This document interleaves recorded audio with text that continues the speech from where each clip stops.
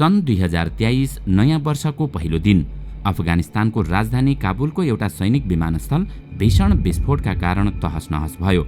हुन त यो क्षेत्रमा कङ्क्रिटका अग्ला पर्खाल र काँडेतारले घेरिएको थियो, तैपनि यो दुर्घटना भयो। सन् 2021 मा जब तालिबानले अफगानिस्तान कब्जा गर्यो, त्यतिबेलादेखि नै यस्ता आक्रमण बढिरहेका थिए। चरमपन्थी आक्रमणबाट सत्ता कब्जा गरेको तालिबानले अब आफै यस्ता आक्रमणको सामना गर्नु परिरहेको छ।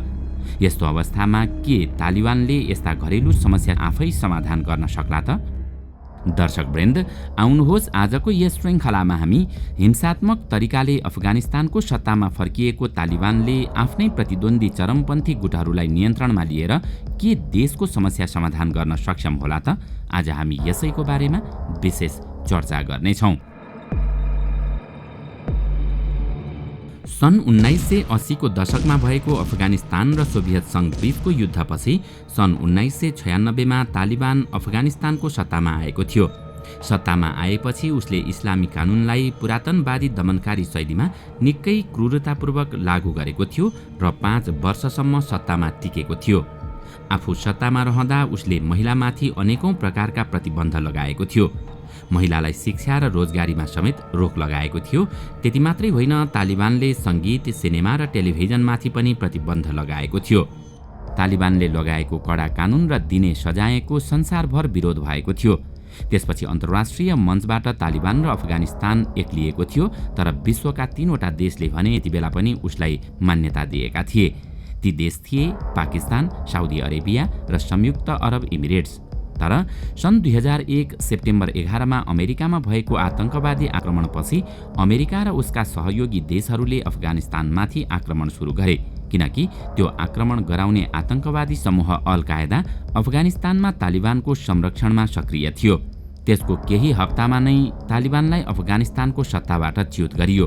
त्यसपछि त्यहाँ अमेरिकाको समर्थन गर्ने उदारवादी सरकार गठन गरियो। नयाँ प्रशासन आएपछि छात्राहरू स्कुल र कलेज जान थालेका थिए भने महिलाहरू पनि काममा फर्किएका थिए। महिलाहरू स्वतन्त्र भए, अधिकार पनि पाए, तर तालिबान समाप्त भएका थिएनन्। तालिबानले आफूहरूलाई फेरि सङ्गठित गरेर जोरदार विद्रोह सुरु गरे। सत्ता कब्जा गर्नका लागि तालिबानले अमेरिका, नेटो र अफगानिस्तानका सेनामाथि आक्रमण गर्न थाले।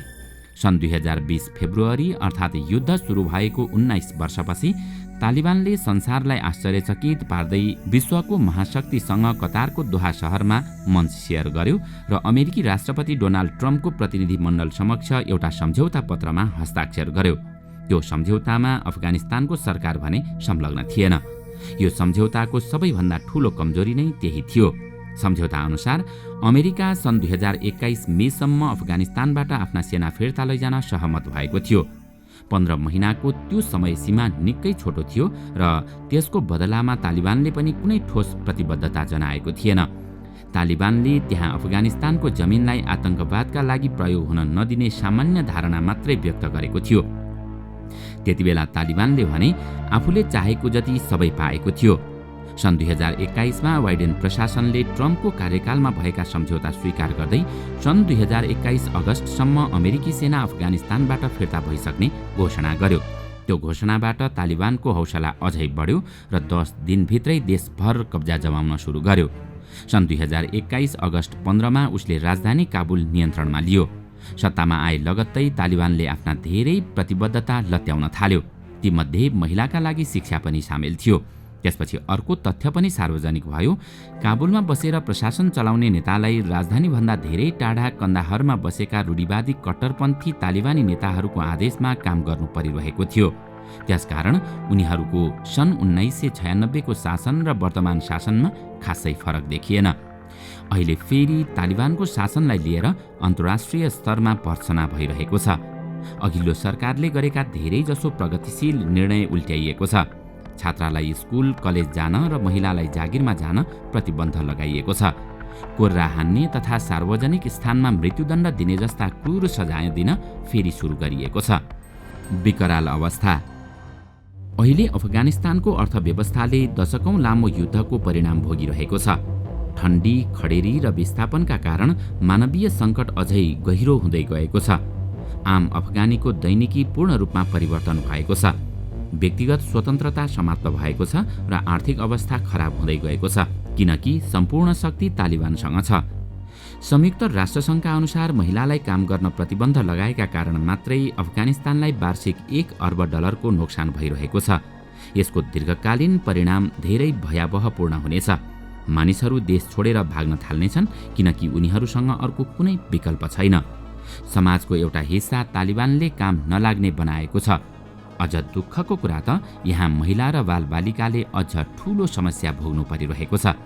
हुन त अफगानिस्तान पहिले पनि कुनै स्वर्ग त थिएन, तर पनि सार्वजनिक क्षेत्रमा महिलाको सहभागिता थियो। तर तालिबान आएपछि त्यो सबै परिवर्तन भयो। सन् 2022 डिसेम्बरमा सबै स्थानीय र अन्तर्राष्ट्रिय गैर सरकारी सङ्गठनहरूमा महिलालाई जागिरमा राख्न प्रतिबन्ध लगाइयो। महिलालाई सहयोग गर्ने सङ्घ संस्थालाई आफ्नो काम रोक्नु पर्यो।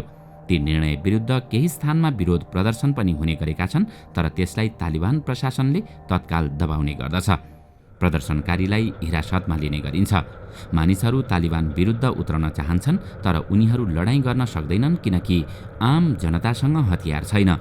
सत्तामा तालिबानको नियन्त्रण त छ, तर समस्या पनि धेरै छन्। आइएसकेबाट खतरा। आइएसके तालिबानको सबैभन्दा ठूलो प्रतिद्वन्दी हो। इस्लामिक स्टेट वा इस्लामिक स्टेट खोरासन सिरिया र इराकको इस्लामिक स्टेटकै हिस्सा हो। संसारमा यो संगठन विभिन्न नामबाट चिनिन्छ, जस्तो कि आइएसआइएस वा आइएसआइएल आदि।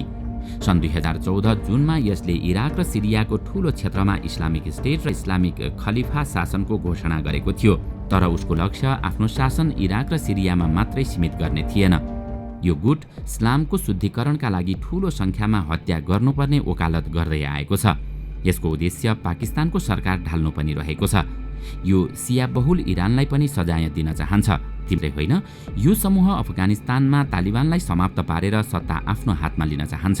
यसका साथै उनीहरू सिया र हजारा अल्पसंख्यकलाई पनि आफ्नो निशाना बनाउन चाहन्छन्, किनकि यही समुदायले देशलाई भ्रष्ट बनाएको उनीहरूको आरोप छ। सन् 2015 मा अफगानिस्तानमा पनि यो गुट स्थापना भएको थियो। आइएसआइएस आफूलाई इस्लामिक खलिफा शासनको केन्द्र मान्ने गर्दछ। संसारभरका मुसलमानको राजनीतिक दिशा तय गर्न चाहन्छ। आइएसके र तालिबान एक अर्काका मुख्य शत्रु हुन्। इस्लामिक विचारधारालाई लिएर यी दुई बीच मूलभूत मतभेद छ। आइएसआइएस सलाफी विचारधारा मान्छ र मूर्तिपूजा विरोधी सोचलाई मलजल गर्दछ। उसले आफूलाई तालिबान भन्दा शुद्ध ठान्ने गर्दछ। अर्कोतर्फ तालिबान सुन्नी हनफी विचारधारा अनुसरण गर्दछ। धार्मिक रूपमा मात्रै नभएर उसले तालिबानको अन्तर्राष्ट्रिय सम्बन्धको पनि आलोचना गर्ने गर्दछ। विशेष गरेर तालिबानको अमेरिकासँगको सम्बन्धलाई लिएर उसले विरोध गर्ने गरेको छ। जब तालिबानले अमेरिकासँग वार्ता गर्ने प्रयास गर्छ, तब आइएसकेले त्यस विरुद्ध आलोचना तीव्र पारेर तालिबानमाथि दबाव बढाउने काम गरेको छ र तालिबानले धोकेबाजहरूसँग सम्झौता गरिरहेको छ भन्ने प्रचार गर्ने गर्दछ। यति बेला अफगानिस्तानमा आइएसकेले ठूला आक्रमण गर्ने गरेको छ। अहिलेसम्म उसले हिट एन्ड रन रणनीति अपनाउँदै आएको छ। उसले साना हिट एन्ड रन आक्रमणका साथसाथै ठूला आत्मघाती आक्रमण पनि गरेको छ।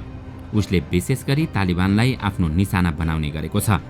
आइएसकेले अफगानिस्तानभन्दा बाहिर तालिबान नेता बस्ने पाकिस्तानका विभिन्न क्षेत्रमा पनि आक्रमण गर्ने गरेको छ। त्यसबाहेक अल्पसंख्यक समुदायमाथि पनि ठूला आक्रमण गर्ने गरेको छ। उसले अस्पतालको प्रसुति वार्ड र महिलाहरूलाई समेत निशाना बनाएको छ। उसको अर्को निशाना अन्तर्राष्ट्रिय समुदाय रहने गरेका छन्। जब अमेरिकी सेना अफगानिस्तान छोडिरहेका थिए, तब उसले काबुल विमानस्थलमा समेत आक्रमण गरेको थियो। त्यो आक्रमणमा धेरै अमेरिकी सेना र अफगानी सर्वसाधारण मारिएका थिए। आइएसकेले कूटनीतिक नियोगलाई पनि निशाना बनाएको छ। सन् 2022 सेप्टेम्बरमा रुसी दूतावासमा आत्मघाती बम आक्रमण गरिएको थियो। त्यसको केही महिनापछि पाकिस्तानी दूतावासमा गोली बर्साइयो। लामो समयसम्म तालिबानले आइएसकेको चुनौतीलाई बेवास्ता गरिरहेको थियो, तर उसका तर्फबाट जोखिम बढ्न थालेपछि तालिबानले उसका विरुद्ध कुनै सफलता हासिल गर्न सकेको छैन। आइएसकेका नेता शाह अबुल मुजाहिर धेरै वर्षदेखि अफगानिस्तानमा सक्रिय छन्, तर तालिबानले मुजाहिर र अन्य कुनै नेतालाई निशाना बनाउन सकेको छैन। अन्तर्राष्ट्रिय दुविधा। तालिबानका अगाडि दुईवटा ठूला चुनौती छन्। पहिलो, आइएसके जस्ता चरमपन्थी गुटमाथि लगाम लगाउनु र दोस्रो, आम जनतालाई प्रशासनिक सुविधा पुर्याउनु, जुन उनीहरूले विगत 20 वर्षदेखि प्राप्त गरिरहेका थिए। देशमा सुरक्षा कायम गर्न सजिलो छ भन्ने तालिबानले सोचेका थिए, तर त्यस्तो भएन। आईएसके ठूलो चरमपन्थी सञ्जालको हिस्सा हो। के उसँग भिड्नका लागि तालिबानले अन्तर्राष्ट्रिय सहयोग पाउँछ त? बृहत आतंकवाद सञ्जाल अहिले त्यति सक्रिय छैन जति आईएसके स्थापना हुँदा सन् 2015 मा थियो। त्यसकारण पैसा र हतियार सङ्कलन गर्ने आईएसके को क्षमता अहिले निकै कमजोर हुँदै गएको छ। अन्तर्राष्ट्रिय समुदायको ध्यान पनि त्यो आतंकवादी सञ्जाललाई कमजोर नै पारिराख्नेछ। अर्कोतर्फ त्यही अन्तर्राष्ट्रिय समुदाय अहिले पनि तालिबानलाई कानुनी मान्यता दिन तयार छैन। आईएसके को विरोध गरिरहेका देशहरू पनि तालिबानको विगत हेरेर उसँग नजिकको सम्बन्ध राख्न चाहिरहेका छैनन्। आफ्नो राष्ट्रवादी राजनीतिक एजेन्डाका कारण तालिबान पनि फेरि अन्तर्राष्ट्रिय सहयोगमा टिक्न चाहँदैन। जतिबेला तालिबान अमेरिका र अफगान सरकारसँग लडिरहेको थियो, त्यतिबेला उसले तत्कालीन सरकारलाई सत्तामा रहनका लागि अमेरिकाको गुलामी गरेको आरोप लगाउने गरेको थियो। त्यसकारण यदि अहिले तालिबानले पनि अमेरिकासँगै निर्भरता देखायो भने उसको साख गिर्नेछ। त्यसो भए के तालिबान आफैले आफ्नो घरेलु समस्या समाधान गर्न सक्छ त? हुन त तालिबान सत्तामा आउनु अघि उसको विद्रोह जति शक्तिशाली थियो, त्यसको तुलनामा अहिले आईएसके को विद्रोह निकै कमजोर छ। सम्भवतः आगामी दिनमा अझै कमजोर हुँदै जानेछ। यही अवस्था रहिरहने हो भने अफगानिस्तानमा गरिबी, भोकमरी र मानव अधिकार उल्लङ्घनको समस्या आगामी दिनमा घट्ने छैन, बरु जिउँका त्यों रहनेछ। दर्शकवृन्द, आजको श्रृङ्खला तपाईलाई कस्तो लाग्यो? हामीलाई कमेन्टमा अवश्य बताउनुहोला। साथै आजको श्रृङ्खला तपाईलाई राम्रो लाग्यो भने लाइक तथा सेयर गरी हाम्रो च्यानललाई सब्स्क्राइब गर्न नभुल्नुहोला र साथमा रहेको बेल आइकन पनि थिच्नुहोस् ताकि हामीले अपलोड गर्ने नयाँ भिडियोको जानकारी सबैभन्दा पहिला तपाईलाई प्राप्त होस्। आजका लागि यति नै। अर्को भिडियोमा अझै रोचक तथ्य लिएर आउने नै छौं। तबसम्मका लागि बिदा दिनुहोस्। नमस्कार।